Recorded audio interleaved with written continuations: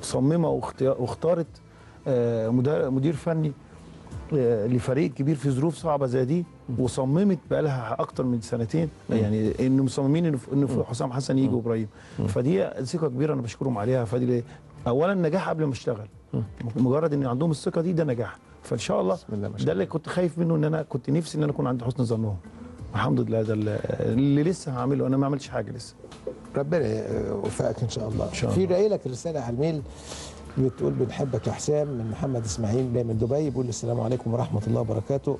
بيقول ان استبعاد ميدو كان مفاجاه للجميع، ولكن هل من حق الزمالك الاعتراض على استبعاد لاعب من منتخب مصر؟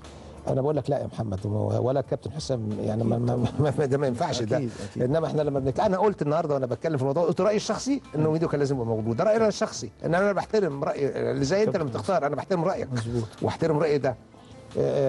اتمنى كزملكاوي عاشق يا كابتن حسام ان نفوز بكاس مصر، ومن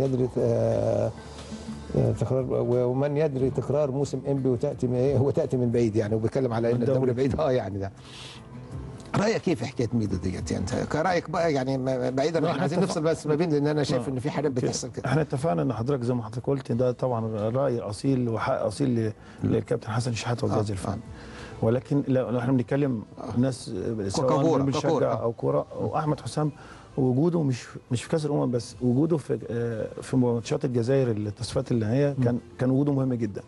فاحمد حسام مش مطلوب كمان دلوقتي، ده مطلوب من قبل كده. ولكن طبعا دي وجهات نظر الكابتن حسن شحاته. لكن في البطوله دي بالذات بعد اصابات يعني عمرو زكي وابو تريكه، انت محتاج ناس عندهم مش خبرات، يعني اسم وخبرات طبعا. والراجل ده خد على دوري، لعب في اقوى دوري في العالم. احمد حسام زائد كده ان هو لعيب من احسن اللعيبه اللي عندهم اصرار وروح غير عاديه يا استاذ ابراهيم. انا مش بقول كده عشان لعيب عندي، انا من اول ما لعب معايا وهو صغير وانضم مع ايام الكابتن جوهري، لعيب عايز بيتعلم، عايز يعمل حاجه، عنده روح كبيره جدا، بيحب بلده بتاع زمان بتاع الجزائر، بيحب النادي اللي هو فيه بالامانه يعني. فالجزئيه دي انت مطلوبه في المرحله اللي جايه في كاس الامم. لعيب عنده اصرار، عنده قوه بدنيه، عنده مهاره كبيره، عنده اسم. الفرق الثانيه ممكن تفرق معانا هناك. لا هو حازم امام مستبعد اخر. وحازم امام، لا انا وحازم امام كان عامل مباراه امبارح. لا دعني سيبها، ما النبي استنى انت كابتن حسام في دي.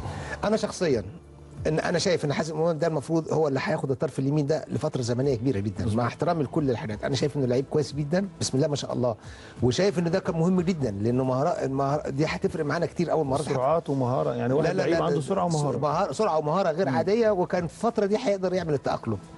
لا انا والله ما خدت بالي من ان حازم مش موجود في لا. واحسن فتره ليه الفتره الاخيره سواء في النادي او المباراه اللي اتلعبت امبارح.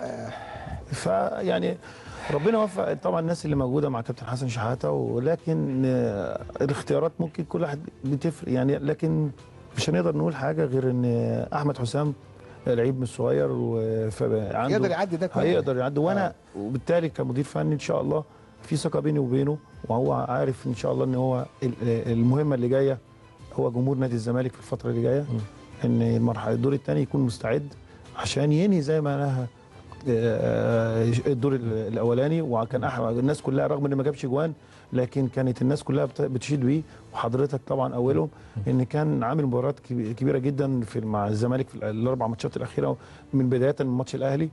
فان شاء الله يكون يبص للنادي اللي هو جاي عشانه، هو نادي الزمالك جاي من انجلترا عشان النادي اللي هو اتربى فيه، ان هو يغير ان شاء الله، يفرح جماهيرنا الزمالك. بس انا ارجو ان يعني انت تقدر، انا عارف انك هتقدر، انت حازم امام كلاعب صغير لسه طالع، هتقدر تكلمه يعني وتقول له على فكره بدا الكلام مع ميدو.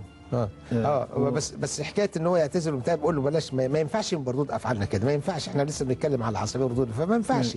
يعني فيها ايه النهارده؟ انا النهارده حصل اي حاجه فيها ايه لما تقول رايك بكره بعد ما تهدى؟ يعني فاقول له ما فيش حاجه، يعني ما وارد رد الفعل، بس طالما رد فعل مش مؤذي لحد. يعني بس استنى، يعني انا ما بحبش حد كمان يقول حاجه. لا هو مش هيزود الكلام عن كده. لكن انا بقول لحضرتك في اوروبا في لعيبه بتطلع بعد بطولات يقول لك انا مش هلعب مع منتخب او اعتزل الماتشات، وبعد كده بيرجع.